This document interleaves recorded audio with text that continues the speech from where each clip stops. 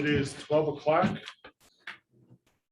We are graced with the presence of our Las Vegas County Board Chair, so we're ready to begin. Yes, sir. We're going to call the September meeting of the Criminal Justice Coordinating Council meeting to order. Madam Clerk, can you do a roll call? James Slender, Present. Lorraine Gouget, Mark Helwig, Gary Hilgendorf, Here. Tom Haw, Here. Tom Johnson, or Jeff Johnson, Here. Kathy McCoy. Here. Doug Rotek, Here. Bruce Paquette, Ryan Reed, Jeff Schley, Tweed Schuman, Here. John Yackel, Elaine Smith. Moving on to certification for compliance. Madam Clerk, can you compliance? The meeting has been noticed to the public and news media as required by section 19.84 of the Wisconsin statutes. Meeting agenda has been posted. Is there any modification to the agenda that the committee wants to consider? Hearing none. Public comment. Is there anybody here who's not on the agenda who wishes to address the committee at this time?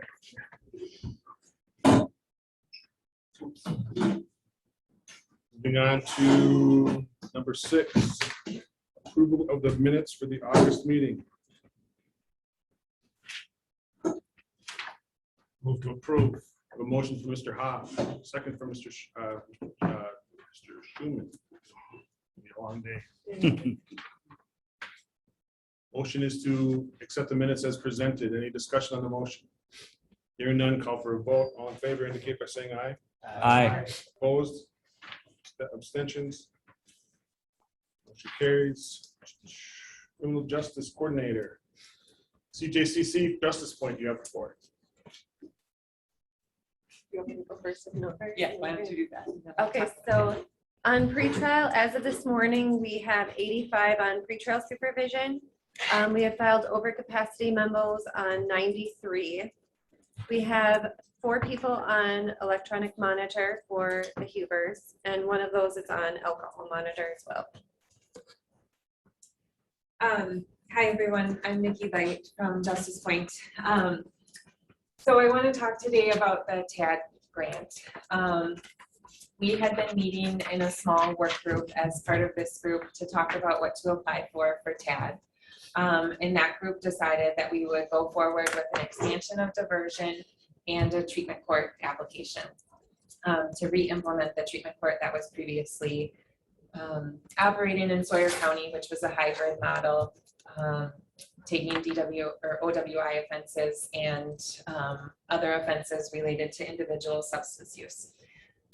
So in trying to move forward with that, we were getting some referrals from the diversion program. And in the last month, there have been no approvals for diversion. So I'm not sure how this group wants to move forward with applying for TAD funding to expand a program that you're currently funding but not utilizing. I don't know how we make a justification for expansion when we have something that's not being used. So I want to talk to this group about that and how we can try to troubleshoot, or if the county doesn't want to do diversion, or what the issues are that we need to help to address. Where's the breakdown? Where's it not being supported? I mean, I think the district attorney's office does not support approving people to be in diversion, as far as I can tell. I mean, we're making referrals to the program and individuals aren't being approved. How many rejections have you received?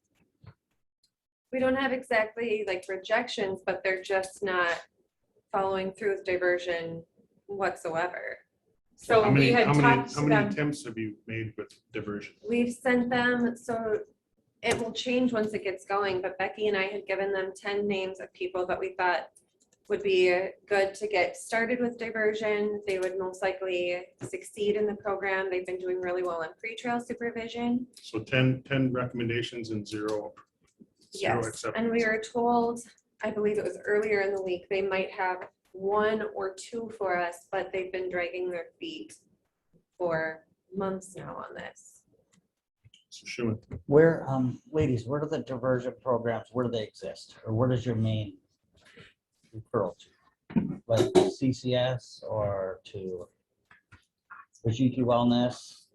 Well, I mean, there's what some- avenue? So If what, you're gonna divert someone from incarceration, what is your Yeah. main so track we to have go? programming that we can offer with Melissa and Becky and Justice Point. So they can offer cognitive behavioral therapies. We have training on grief intervention tools, on carry guides, on doing CBT groups, and then referring if the individuals need treatment resources or need mental health resources, we can refer to other Ziki or to North Lakes or outside of that. But the problem is we're not even getting to where we would refer out to community resources. So I would say just right now that 10 referrals or 10 applications with 0 acceptance, that's not enough for us to divert from what our original plan was. So we still need to submit the TAD grant, still have to go forward with that, and we can address whatever the deficiencies are as we go forward. I mean, this is one of the reasons why we have this committee, is so that these issues can be flushed out. Mr. Hoff. Well, it's difficult to go forward with something when we've got no data to substantiate what we would put in a TAD application. I mean, this is critical that we get cooperation with all the people, and you see the people that are consistently not here are part When of are the we trying? roadblock. So what? I have the stage- floor, I'm please. sorry. This is, what we've been working for. This is what we've hired them to do, and we're not getting cooperation to let them do what they need to do. And we're at a crux in, I mean, this is the most important thing that we've got going, is looking forward to this TAD grant and the funds that could supply to a treatment program, which gets us the second court. I mean, the whole thing, the whole house of cards can fall over if we're not going to proceed with the programs that we're trying to proceed with. What stage are we asking for diversion? What stage are the people in the process? Are they So Melissa convicted? and Becky are screening pre first appearance. Let me help you with my question. So they're arrested, Mhm. they're pre-bond, bonded out, initial appearance, status, trial, conviction. At what point during that process are we trying to do, or are you requesting diversion? So screening is happening pre-bonding out. Referrals are happening post-bond when they're on pretrial supervision. So everything's pre-trial? Yeah, the diversion program should be And there's been pretrial. no acceptance from the 10 so the 10 recommendations were pre-trial? So the other piece of the TAG grant that I want you to be aware of that has been announced by DOJ is that they're not expanding funding this year. So the funding amounts are exactly the same as last year. So it's highly unlikely that any new programs are going to get funded this year.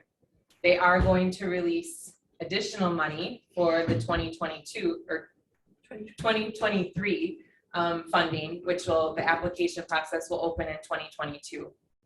But honestly, if we were to submit the application right now, if we somehow get funding for Sawyer County, which is doubtful because there's no programs that are not applying that haven't previously been funded in the last 5-year cycle with the same amount of money.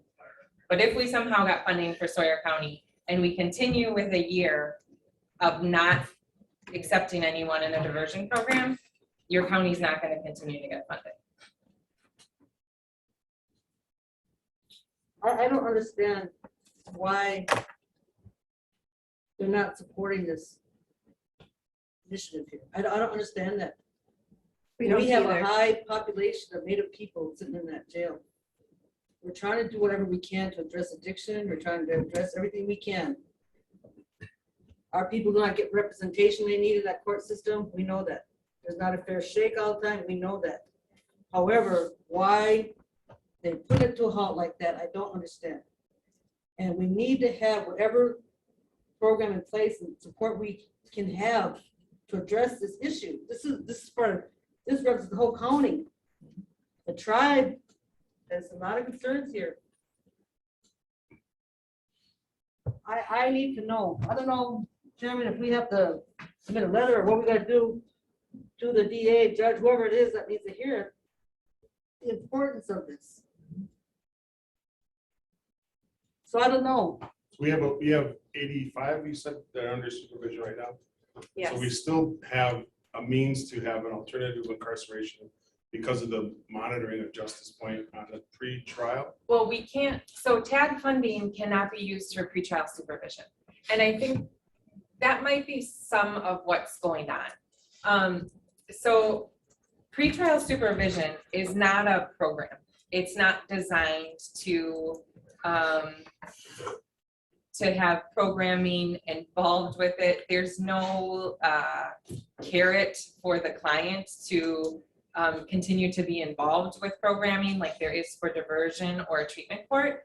Pretrial supervision is for two goals: to make sure that people return for their court appearances and to try to reduce or maintain law-abiding behavior while they're on the pretrial phase.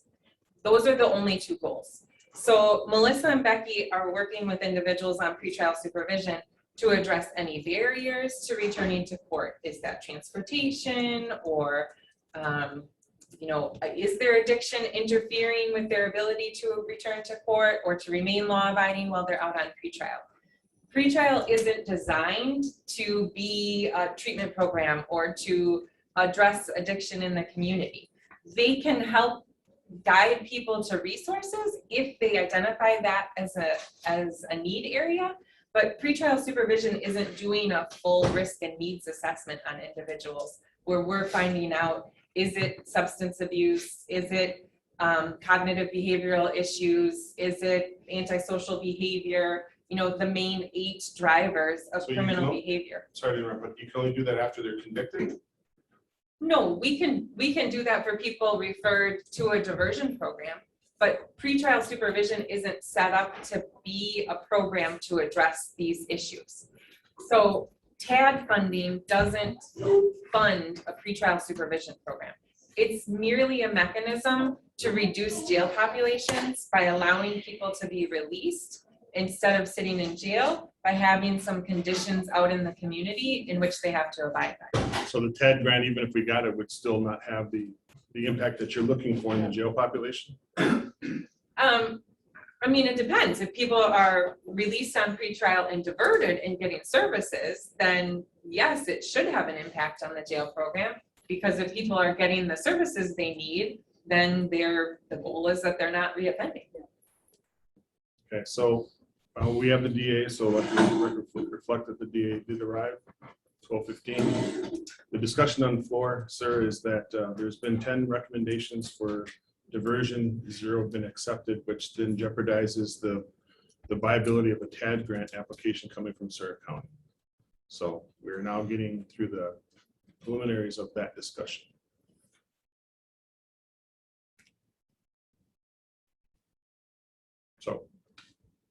So Bruce, I guess we're looking to what do we need to do in order to increase diversion participation?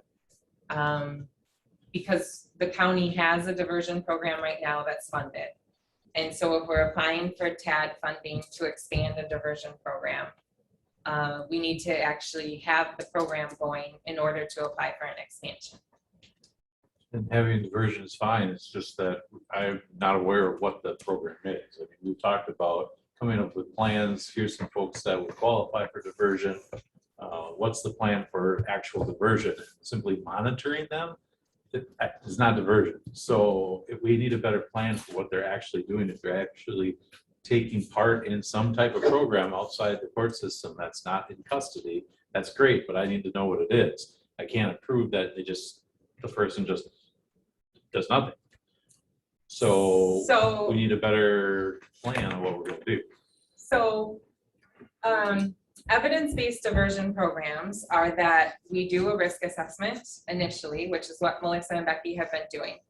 Low-risk individuals, according to the research, should not be involved in any programming. It makes them worse than makes them better. So if I have an addiction, I shouldn't be going to classes for how to deal with my addiction because it makes me worse? If their assessments are coming back as low risk and they're not they're doing an unpope, so that's a pre-screener for substance use. If that's also coming back low, and Melissa and Becky are making a case plan, the case plan would include drug testing if there's suspicion of drug use. And then if drug testing is coming back positive, then a chemical health assessment would be done, then a referral to treatment would be done. But we're supposed to utilize the risk assessment tools to direct what the case plan says. And that so for sounds the like a 10 names, procedure. they're all low risk. So that sounds like a procedure and not a program. Do we have programs? Does Justice Point have access to programming that Yeah, we could, what yes, kind of but programming do you have? But if we're doing the pre-screener for the risk assessment tool and everyone's coming back low risk, you wouldn't do a full risk and needs assessment. Because what that pre-screener is saying is that that person doesn't have any identified needs that would rise to the level of an intervention in a program. So low risk diversion programming is really saying to people, okay, here's the conditions you need to follow. If you're following those conditions, then there's no other interventions. If we're getting moderate or high risk people back on a screener, then a full risk and needs assessment would be done. And then the case plan would be derived from the full risk and needs assessment. And if those individuals are coming back high in antisocial behavior or antisocial cognition, then those individuals would get things like a brief intervention tool or a carry guide, or be referred to decision points or moral recognition therapy, which are cognitive behavioral based therapies that address those behaviors. So so for the 10 people or the 10 recommendations, what was the risk assessment? Low, they were all low risk. They were all low. Yep. So We there have was, one that we have to grade still that might be a medium, so then we would have to do a further assessment, but the names that we sent so far have been low risk. so what kind of programming would a low risk person have that could be presented so that the DA has something to tangibly evaluate? So we would only be recommending interventions for behaviors that have gotten people into the criminal justice system. If there's something that the county wants or the DA's office wants, that would be an accountability factor, like community service or payment of restitution, then we've told the DA's office that we would need to be told what they want those factors to be. The risk assessment tool doesn't determine any accountability factors. So what's being presented today is your recommendation, or not your recommendation, but your position is that with the 10 referrals, none being accepted, that jeopardizes the viability of a TAD grant application from Surrey County. The DA's response is that you had recommendations, but there was no programming attached to the 10 referrals. So how do we bridge this gap so that we can try to get this done? Well, So- Mr. Chairman, excuse me, It's not but the ethics. tribe is not okay with this. Not I mean, okay we with what? contributed, a large amount of money to this program, expecting a lower incarceration rate, that people get diversion and pretrial supervision and But these you already- things to avoid incarceration. So we Okay. we have 85 that are now who are now out of jail, out of a 90 seat jail. We had 93 that you said that you had to do, that you're maxed out in terms of what the capacity is. So 93 that were not supervising. that's what the tribe and that's what the county is paid for, Tweed, is to get that. Yeah, well, So we're the not next okay step with of that. that is. We're well, not the okay TAD with grant- this. There's Okay. zero diversions. well, zero And it seems like diversions. all of their programs are evidence-based, proven, successful, tested. This discussion should have happened a long time ago Yeah. between Bruce and these folks. So then what is? Why is it coming now, months later that there's Because been we no have a deadline for the progress? TAD grant application. What do you? Well, do you- we with or also- without the TAD grant, this should be going on. We've had conversations, and I feel like we put in a 2-stage approval process. So we're sending referrals first and saying, are you okay with us screening these individuals for possible diversion? And then we're going through with the assessments, and then a second approval process of, okay, they're coming back, low risk. Here's what the case plan would be for a low risk individual. And so I need some direction from you, Bruce, about what else you want from us in order to approve diversion. Well, frankly, it's, how I see it, and she's right, Nikki's right, that we have had conversations where, hey, these people, or these folks, they qualify for diversion. Yep, great. we'd like to have diversion. We send it back. It's my understanding that Justice Point was going to say, here's the plan, this is what we're suggesting. Frankly, the things I got in return were what you just mentioned, is that we're going to do monitoring, and if they do well, and because they're all low risk. So, all right. So when the public says, well, what happened to these people? Well, they were monitored. What does that mean?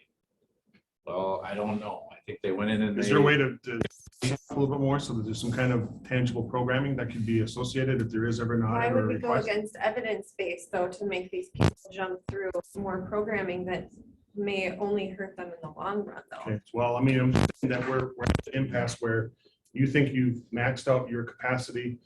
He's not comfortable with what it is because there's a public responsibility. And the tribe wants more people to be diverted. So, I mean, we have Well, I three think all of separate us want issues. that, Jim. I don't, I'm just, Yeah. I'm not All trying, of I'm us that are not here trying to want put that. that, I'm trying to like get this, because we're having two divergent conversations. One is,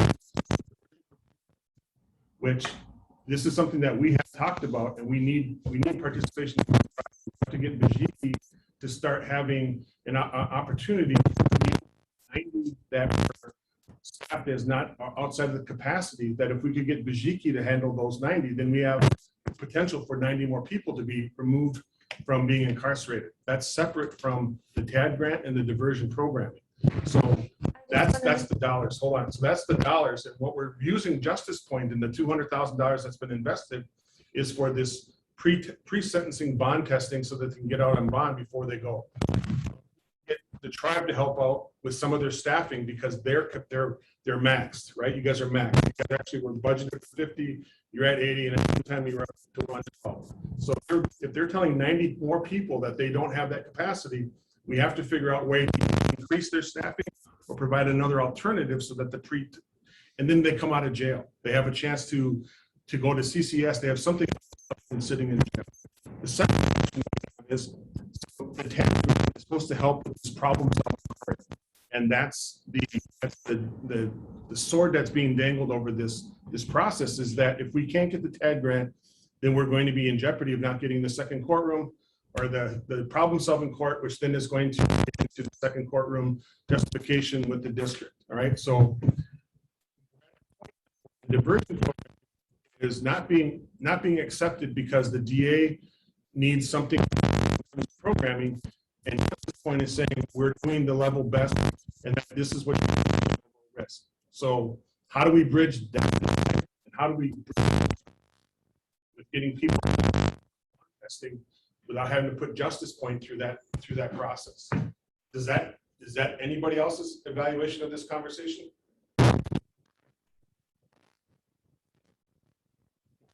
Risk according. Meaning, what about heroin and meth users where people are dying all the time? Why can't they be the ones being the ones that we put on diversion? The folks that are just possessing heroin.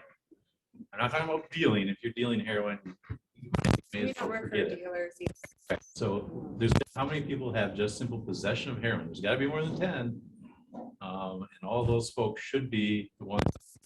If they meet your rules and your evaluation, then it should come to me as possible diversion. But if you send me somebody like disorderly conduct, and okay, well, they're low risk, and I say, okay, well, let's just dismiss the case. I'm not going to have a job much longer because. But we have sent you a lot of like meth and heroin possessions that have been low risk. So just because someone has gotten busted with drugs does not mean they're consistently out committing crimes. That could happen down the line if things aren't addressed. But these are some of the people that every time we test them, they are clean and they're already in treatment. Some of them have already graduated from treatment recently because we've been having them on pretrial since January, so 8 months.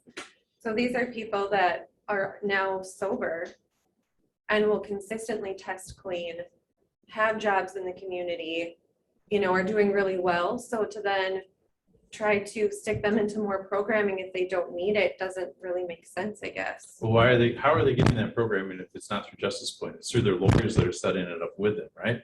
Tribe sets up a lot of it. I've worked with maybe like 15 to 20 individuals that came out of this county jail to probation and parole to actually get to a facility to get some help and continue with their bond and continue with their court proceedings and process. And I'm just wondering how they slipped through all this progress, through all this. How did they slip by with it without being evidence-based and being part of the numbers? I know the confidentiality part of the treatment part is way different. And probation and parole knew, the court systems knew, the judge knew, everyone knew that these individuals were getting out and going to treatment. That's- Well, first, if they're Just on one probation, second, when that's post-conviction, right? yes, yeah, So that's a different, that's that Yes. different part of this process. this is pre-conviction. And this is So- pre-conviction too. Yeah. I worked with many of individuals. I know that- what Mark, but I know what you're saying. We're not to that part of that conversation. We're still at the pre-sentencing component. But if you have individuals who are pre-trial, who are, pending a charge, and they're in treatment, and you feel like it's someone that was missed or wasn't screened for diversion, please call Melissa and Becky and let them know. For sure. But that's true. There are folks that are taking it on themselves to do the diversion and do it. Frankly, that's what you'd rather have because they're more invested in it. But we lose out because we didn't go through the process so that we could use that evidence to. For sure. So, I agree. I'm sure there's more than 15. There's probably a bunch of people that do it that way. And that's, those are the folks that would easily meet the criteria that's sent to me and can be diverted. But how it's happening is they're taking the initiative on their own, which is great. You would never want to stomp on that, but they do that and then they tell their lawyer and the lawyer tells me and says, hey, look, this is what they've been doing. Great. Here's your diversion. It's not a formal diversion. It's just instead of prison, well, we're going to do something else. So that's continues to happen because I think both myself and defense lawyers don't know how we're utilizing Justice Point and what's needed. So I don't know. Obviously, I'm willing to help. We just have to figure out a way to pick the right folks. Maybe I don't know. All right, so So I do you want to pull want, back to, I want do to you pull back want to the more agenda. moderate risk Hold on, people? just 1 second. Yeah. I want to pull back to the agenda item. We're at the TAD grant update.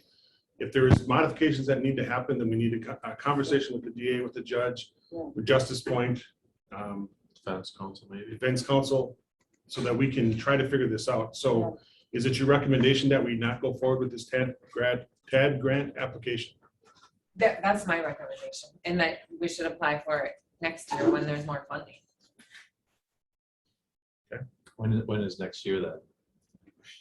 You mean So next it's year, for just- 2023. So January 1st of 2023 is when the next round of funding would start. So what we found out is that DOJ is only releasing the same amount of money this year that they're releasing from last year. Okay. And so everyone who's been funded for the last 5-year cycle is who's likely going to get funded with the same amount of money. So But even if then we the stood on our next- head, we're not getting it. But Not to interrupt you, but if we stood on our head and had magical wands, we're still not getting it. I mean, I'm not gonna say that because I don't want it held to me, but that's the read I get. Not with You can zero apply it to diversions.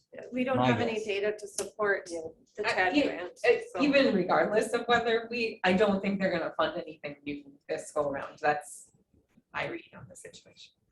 But if we don't send something and it get denied, that looks worse, you think? What was the criteria for 10 recommendations? I'm sure you had more than, so if we had 90 that you couldn't cover, 85 that you are covering, and you had 10 diversions out of that Well, we group? would have more, but to get started, we had picked, because we were getting not anywhere with the district attorney's office as far as diversion went.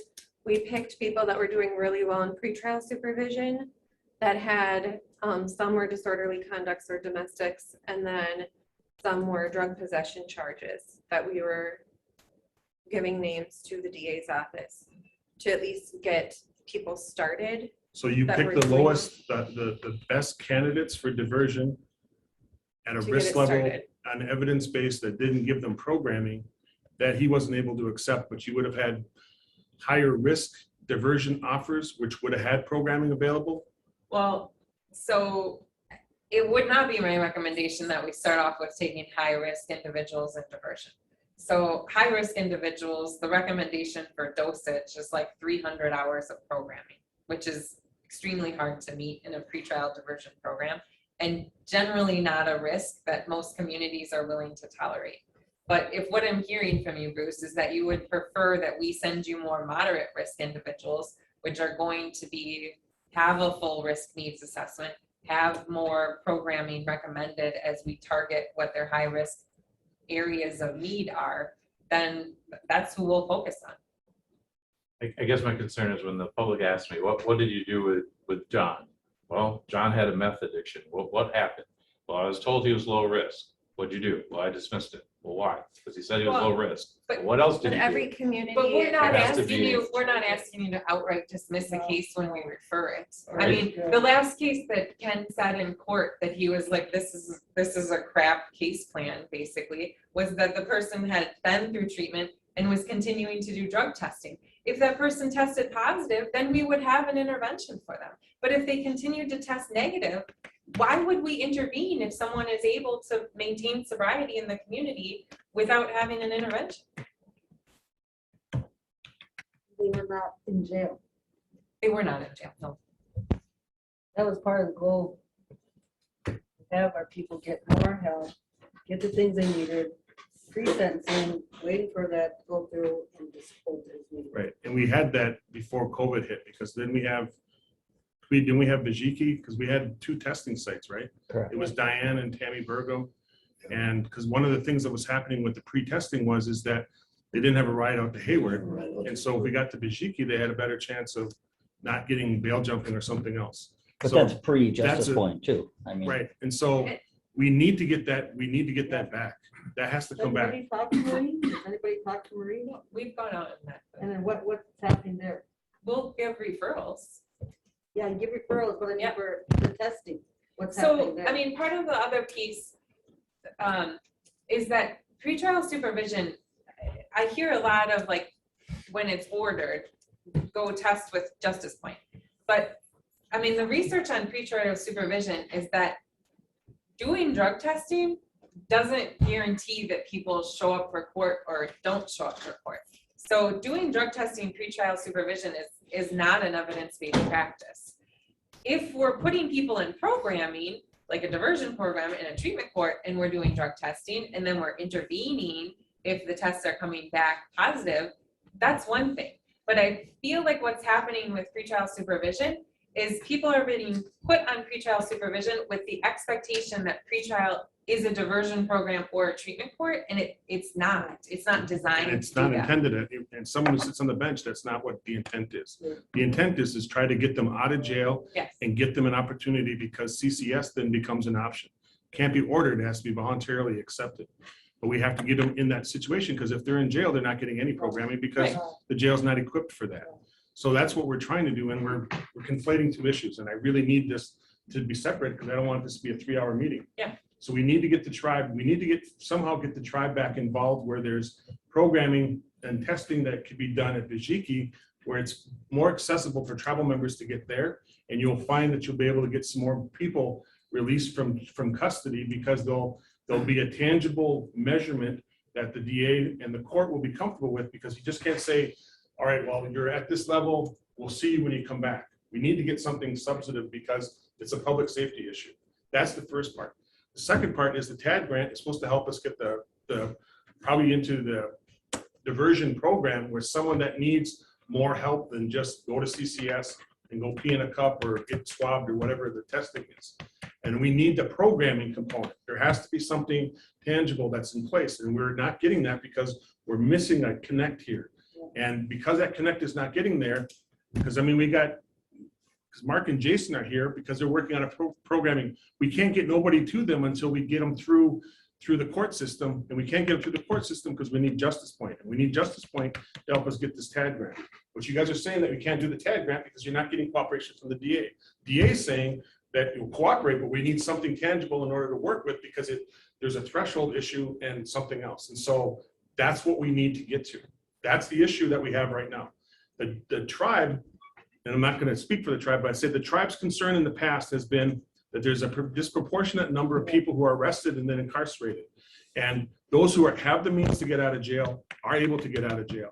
And so the pre-sentencing testing helps alleviate some of that pressure. There's other things the tribe I know is working on in terms of public defender, access to counsel, and other things. So we need to separate these issues and need to go forward. So well, it sounds like there's new evidence-based information that the DA's office is not aware of or not willing to listen to. Well, and I just With want to right point out ladies or not? too, with like the the overcapacity memos, that's not holding people in jail. They're still letting them out with pretrial supervision, and then we file a memo with the court. So it doesn't mean that these 93 people will sit in jail. Like the jail population, I think, is in the low 70s right now. And some of our people on pretrial supervision do get arrested, and then whether it's probation or a new charge, and then they get back out. So we keep them on the list as long as they're not missing court, because then they continue on with So us. you have 170 people then who have come through the Sawyer County Court in the last, I don't know what your range of dates are. And Since they're not, January. and they're not incarcerated. Yeah. So that speaks to the question that you had, is why are there so many Indians though being locked up?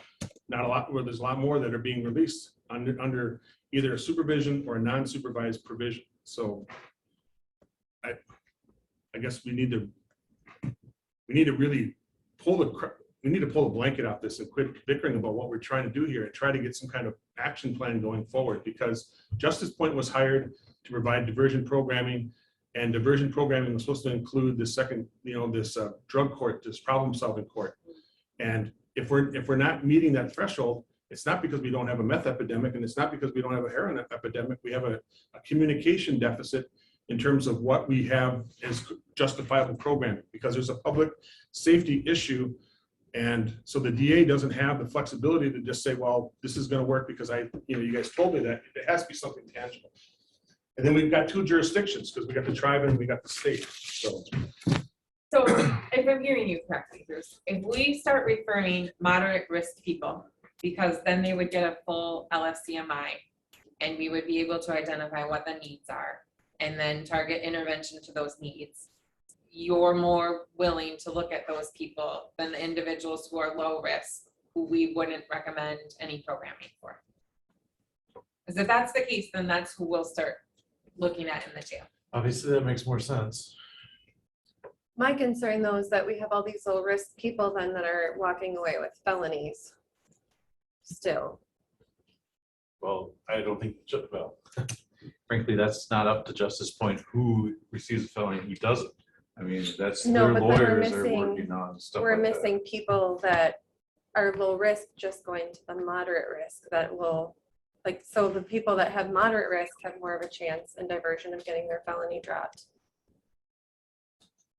Possibly over low risk people. Well, I don't think that's true, because everybody's entitled to a lawyer, and the lawyer is going to be doing the negotiation whether or not it's going to be a felony or not a felony. And if a person comes in and does absolutely nothing and expects that they're going to have a felony lowered to a misdemeanor, that's ridiculous. I'm not going to tell the public that I'm just dismissing or reducing felonies because they haven't been caught in 70 days or whatever. That's just dumb. Sorry, but it is. And if somebody else goes and says, hey, I went to the tribe and I've been there every week and I've been working with so-and-so and I've been trying real hard. I had a relapse, but I'm still doing well, and I got offers on this program, I've done this program, I now have a job, things are going great. Obviously, I'm going to give that person the benefit of the doubt, but I'm still going to have to go through the lawyer, and the lawyer's going to explain to me all the things that they did. So Yeah, I mean, it sounds like you're doing unofficial diversion. I know we are. We've been doing it for since I started here.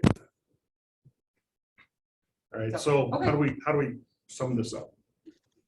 I mean, I think that what you're saying to us is that you only want moderate risk people that have a case plan that is targeting needs and have had a full risk and needs assessment, then that's who we'll start sending.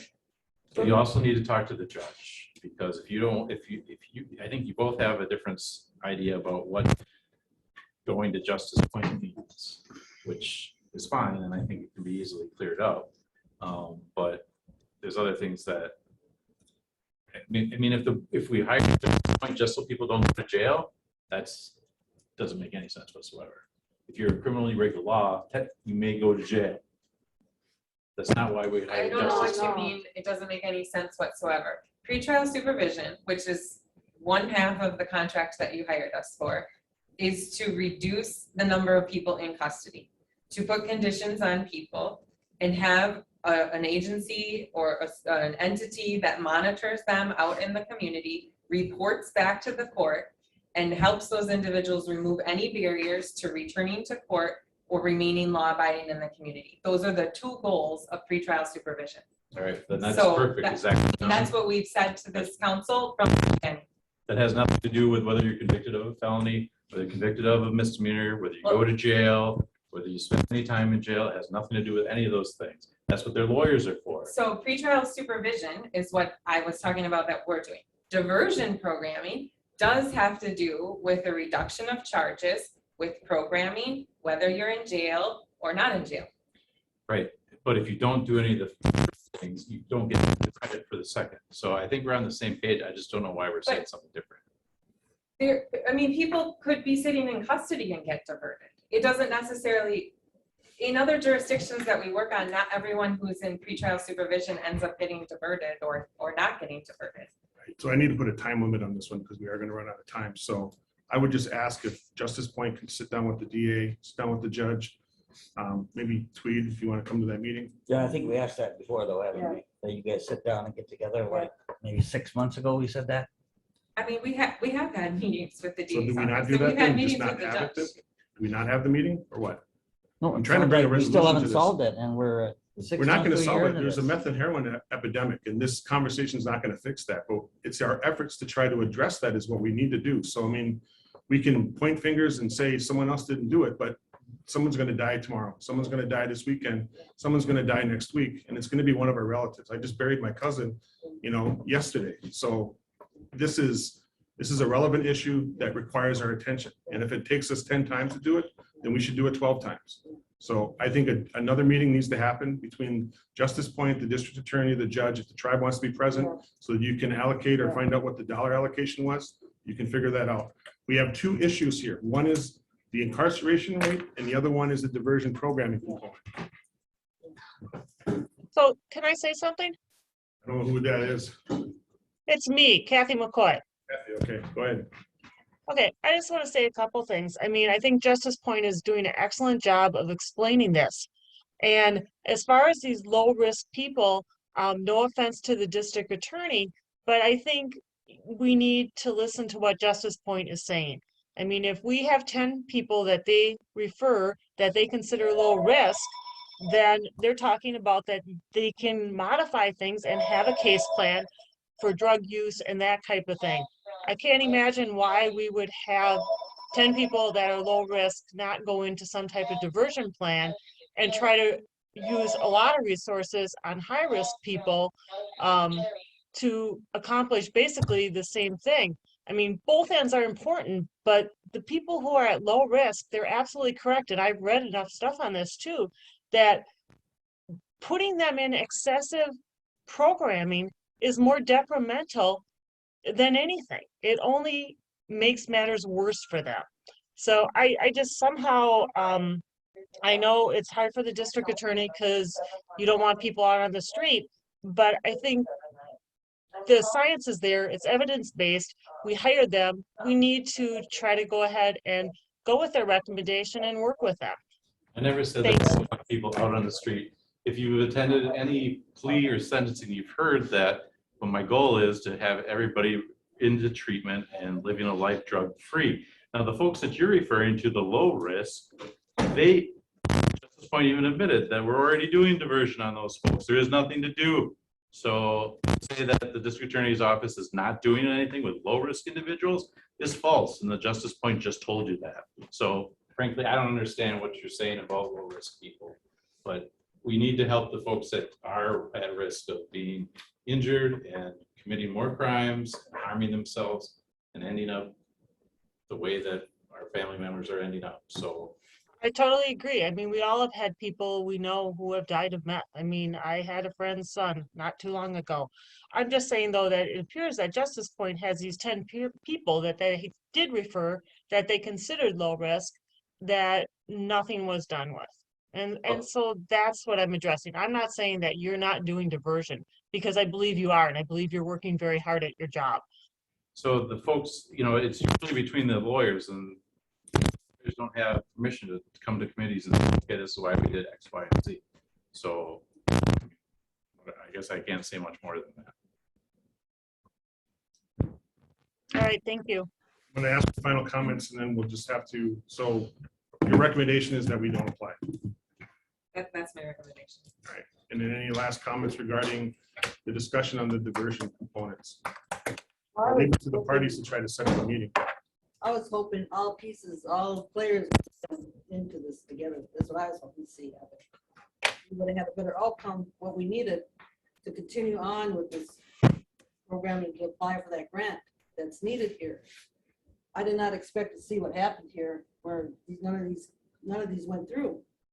I mean, if the council wants to apply for the grant, we can apply for the grant. I just, regardless of what's happening in the county, you know, like I said earlier, even if we didn't have a fully functioning diversion program, I think it's unlikely that you guys would get funded this year. That's all I'm saying.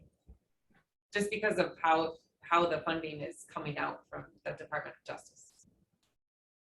So But, that's I mean, we irrelevant can to the still- diversion If information. you want, if we want to put out an application for a planning grant, I think we can do that, but you can apply for a diversion program. If the county is already paying for a diversion program, you can't apply for grant funds to supplant the funds that you're already using.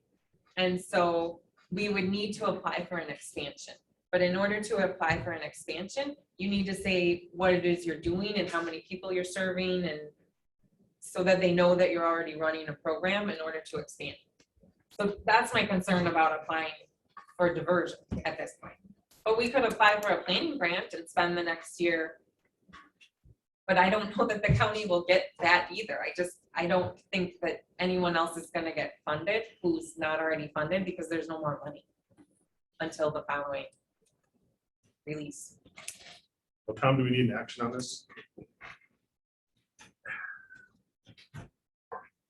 Well, it might be good to make a statement on whether we're going to apply for not or not, because that was kind of the whole goal of, you know, where we're going with this thing. You know, the other concern is, you know, having a meeting to talk to whoever, like that's what these meetings are for. If we had full participation of the people that should be in this room, we could discuss these things and get these things cleared up, but we're always shorthanded and things don't get done because not everyone's here. I mean, we've got confusion at this point in the game that we shouldn't have confusion on, and that's disheartening. The other thing is, you know, we can't supplant what we're already doing. So we've had Justice Point now, you know, this full year. We're going through the budget process. You know, are we going to continue with these services? Does it make sense to continue with these services or not? And if it is, you know, then we have to build that into the budget, and it is built into the budget, county budget, the same as it was for last year. We still need to talk about budgeting, but you know, the county has a significant investment in this as the foundation of where we're going in the future. And we've got, you know, 200-some thousand in the budget. And, you know, I mean, that's 10 times as much as what the tribe is contributing.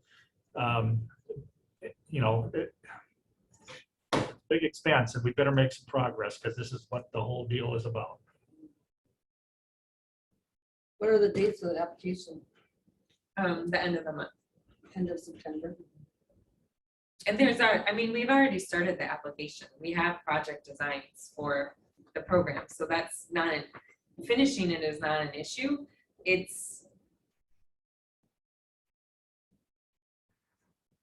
I don't want this group to have false hope, one, that we're gonna get a grant, or to be relying on that grant. That's where I'm coming from. I make a motion that we continue to apply for the grant. I think we'd be remiss if we didn't at least apply. That's my motion. A motion for Mr. Hoff to direct Justice Point to continue with the application for the TAD grant. Second from Lieutenant Johnson. In discussion. Applying for a planning grant. If that's your recommendation, yes. Okay.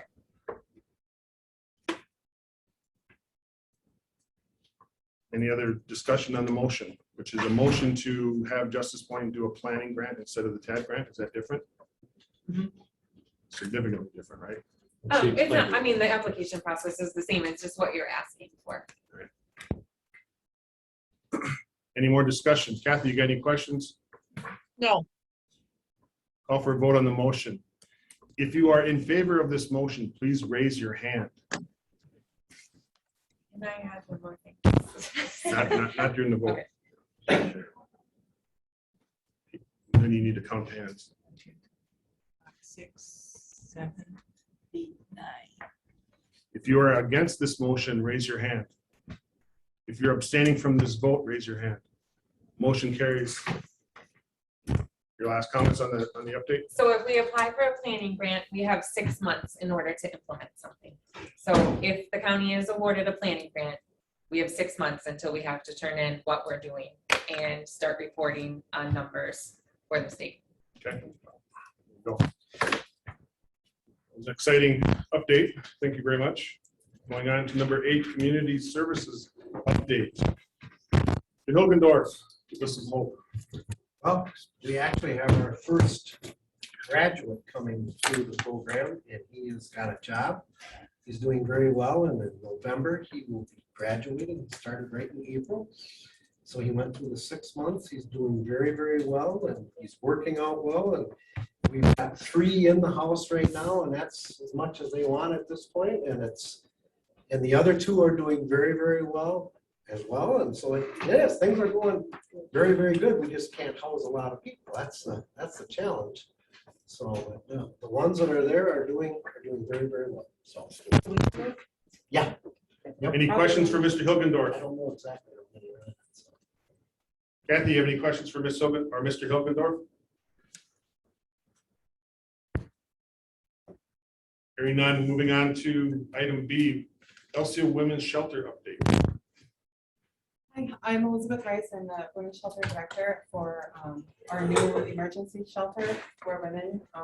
We do have a sexual assault domestic violence shelter.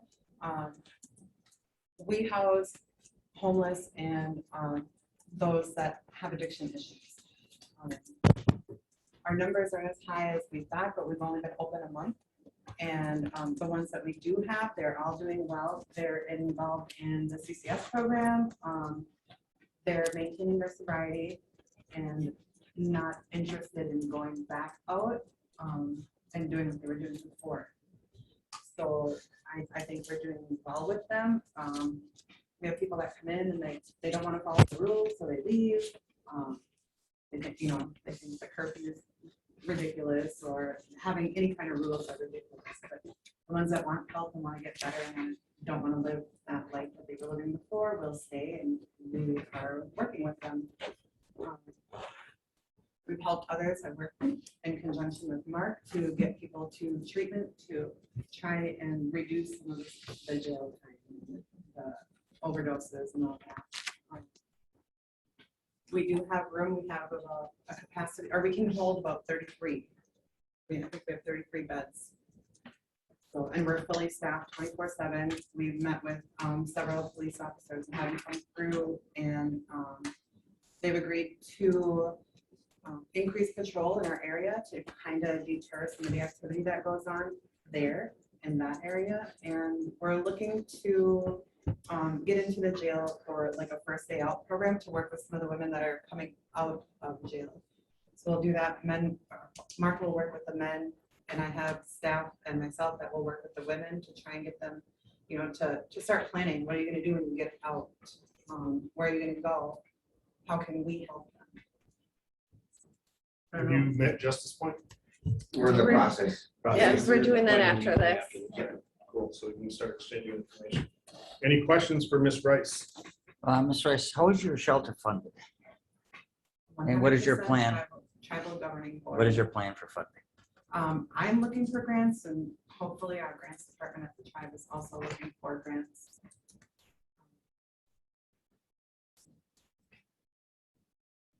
Part of what we want to address too is recidivism. Break that cycle. Whatever ways we can, whatever efforts we can, break it. Make people help. Sure. The chief and I had toured their facility. It was pretty impressive when it comes to structure there. I think when you talk about, Lorraine brings up a valid point, breaking the cycle. The way they have structure there, I think is the right way to start that, changing that cycle. They seem to have pretty firm structure there, and I commend them for that. Thank you. Any last comments for Ms. Rice? Thank you for your information. Moving on to item C, LCO men's shelter update. Jason, floor is yours. Unfortunately, you're catching the tail end of it. Actually, I work with Elizabeth, but basically, you got a hold of Cindy. We're hoping she would have been here today. She's the director. But we kind of briefly ran across what we're trying to do with the first deal, with Justice Point and all that. Get that going. That'll resolve some issues, especially with the housing, people getting out homeless. We're trying to help out the shelters and all that, so. And we got our event coming in 2 weeks, bringing all sorts of resources. And that's this right here. Yep. Yes, that's inside. So, Who wants to talk to that one? Mark, do you want that? My name is Mark. I'm a recovering alcoholic addict criminal. I work for Magnolia Ranch Recovery, and I've been blessed and I've been honored to work with the LCO tribe, Tribal Governing Board, Basiki Wellness Center, Behavioral Health, Gary Gerard, and getting some of these individuals, off the streets, homelessness, sticking a needle in their arm, dying continuously, ODing, left and right, 8 or 9 to 10 to 15 times. And we've helped some of these individuals get that help they need, build a team on work on this disease and work on the sickness, from all ends. And right now I'm at the point to where the key pieces that's missing is what's going on in the jail. I really want to get into the jail and start a first day out program twice a week, starting out twice a month. Me and Elizabeth go in there and work with some of these individuals about what you're going to do that first day out, whether it be 1 day, 1 week, 1 month, 1 year. If they're going to constantly sit in their bunk and sit in their rack and sit in that day room and thinking about getting high that first day they get out, that's what they're going to do. We want to bring resources in. We want to bring, my own personal stories in with some of them guys, introduction and getting to know them that, hey, I was once there right where you're at, for years, 28 years in that lifestyle, 14 in prison and in and out of prison and county jails. I want to bring something to the table where our individuals, not only our individuals from the tribe, but from all walks of nations that are in that jail to have something to do that first day out.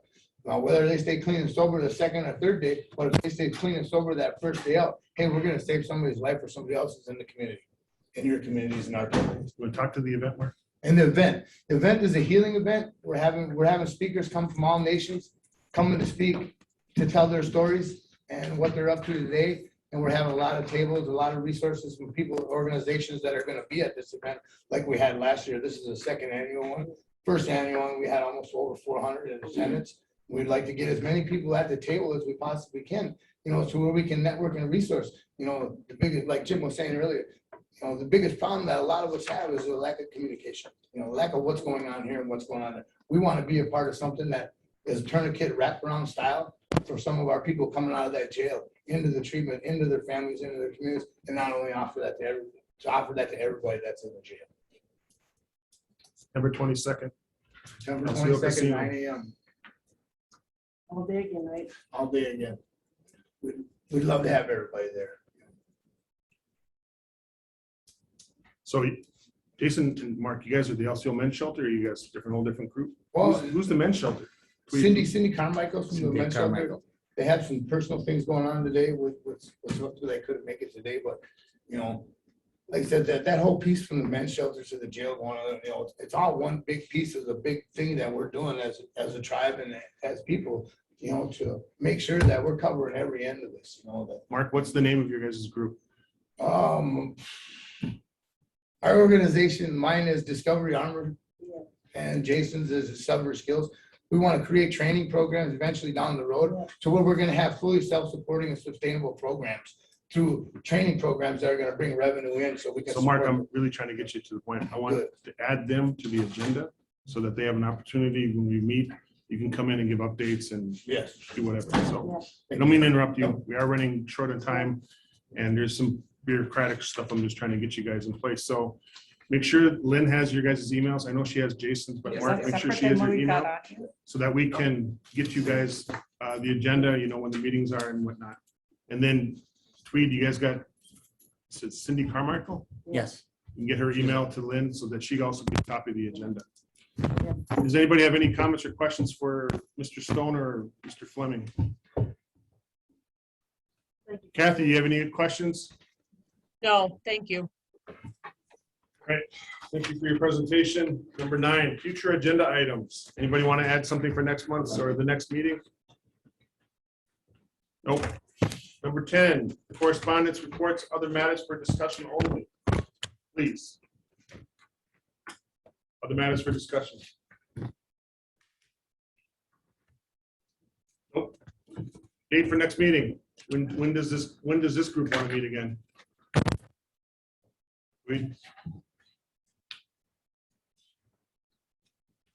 What are we now, monthly? Monthly? I think there's still a lot of work to be done. Yeah. You know, we meet, tribal governing board meets with Justice Point at 2:30. They're not going to be happy with what they hear. Whatever our vice chairwoman thinks, and we're supporting this program to a significant amount. So we'll see where that goes. Wednesday, the 6th.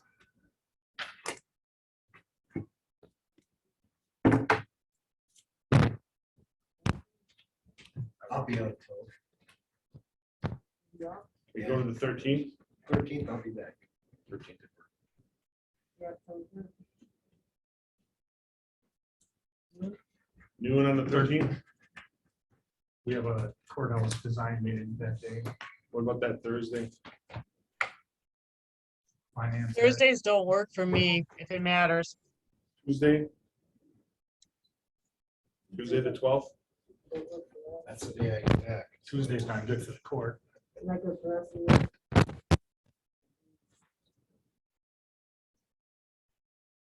Is that, are you busy all day at that meeting, Tom? What day? That was So the 13th. 12th or 13th? You can probably, yeah, that'll work. Noon.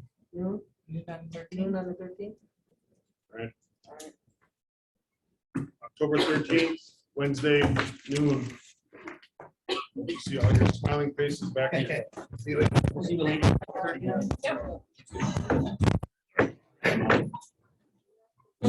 Yep.